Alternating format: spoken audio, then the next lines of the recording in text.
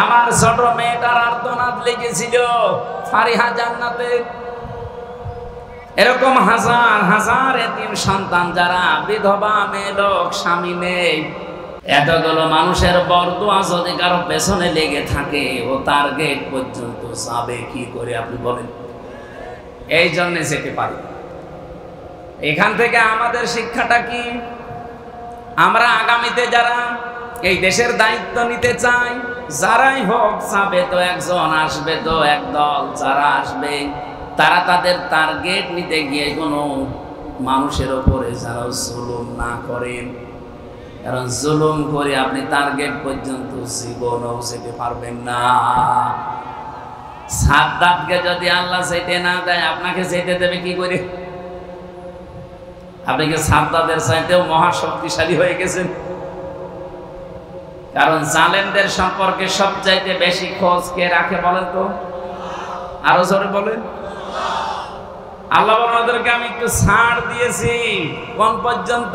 ইন্নামা ইউআখিরুহুম লিয়াউমিন তাশখাসু ফীহিল আবসার। যেদিন চক্ষু উল্টিয়ে যাবে, তার মানে আজরাইলকে দেখেই মানুষের চোখ মুখ কিন্তু উল্টিয়ে যায়। আপনি মরণের বিছানার দিকে একটু তাকিয়ে দেখবেন, চোখ মুখ মনে হয় যে সব বের হয়ে যাচ্ছে।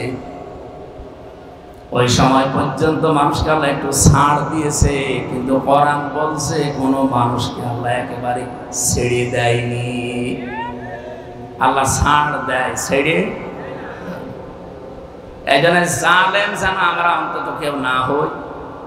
আগামীতে জালেমদের ব্যাপারে আল্লাহ সবচাইতে বেশি খোঁজ রাখে। আমি কোরআনে কারিমের সূরা শুরার 42 নম্বর আয়াতটা পড়লে সবচাইতে বেশি ভয় পাই। আল্লাহ বলেন, আমি কিয়ামতের দিন নিজে মামলা দায়ের করব জালেমদের বিরুদ্ধে। আর বাংলাদেশে সবচাইতে বেশি হচ্ছে জালেম।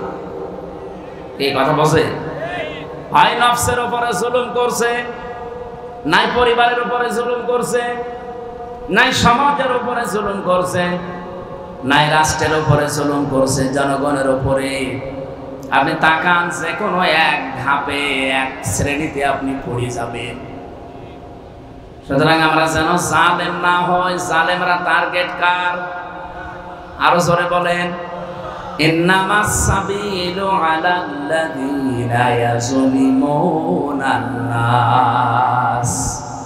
আল্লাহ বলেন, আমি নিজে মামলা দেব জালেমদের বিরুদ্ধে।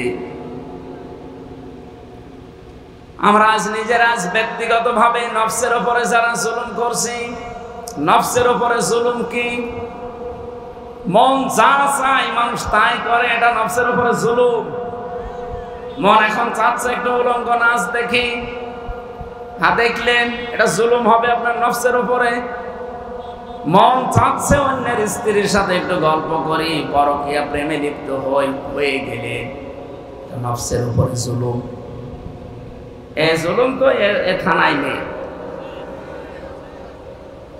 এরকম কোন লাইনে যারা আছেন, এই মুহূর্তে ওই নাম্বারগুলো ডিলিট করে দেন। পরকীয়া প্রেমে যারা আছেন এই মুহূর্তে ডিলিট করা লাগবে।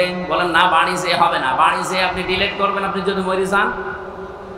আর ওই নাম্বার যদি আপনার মোবাইলে থাকে, আপনি মরে গেলেন, ওই মোবাইলটা ব্যবহার করবে আপনার ছেলে মেয়ে অথবা আপনার বউ। তখন মোবাইল হাতে নিয়ে বলবে, ও এ 2 নাম্বার ছিল, এখনই ডিলিট করেন। যাদের যাদের এরকম উল্টাপাল্টা কাজে আছেন, এই মুহূর্তে আপনি ডিলিট করে ভালো মানুষ হয়ে যান। নেন, করেন।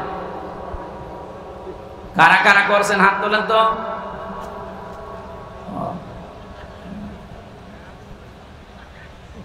আমার ভাইরা, আমাদের এই জুলুম থেকে নিজেকে বাঁচানো লাগবে। বিশেষ করে নফসের উপরে জুলুমটা মারাত্মক, এরপরে পরিবারের উপরে, সমাজের উপরে, জনগণের উপরে। যে যেখানে দায়িত্বে আছেন ওই জায়গাতে যেন অন্তত জুলুম করবেন না। আল্লাহ আমি সহ যারা এখানে এসেছি প্রত্যেককে যেন বাঁচিয়ে দেন, বলেন আমিন।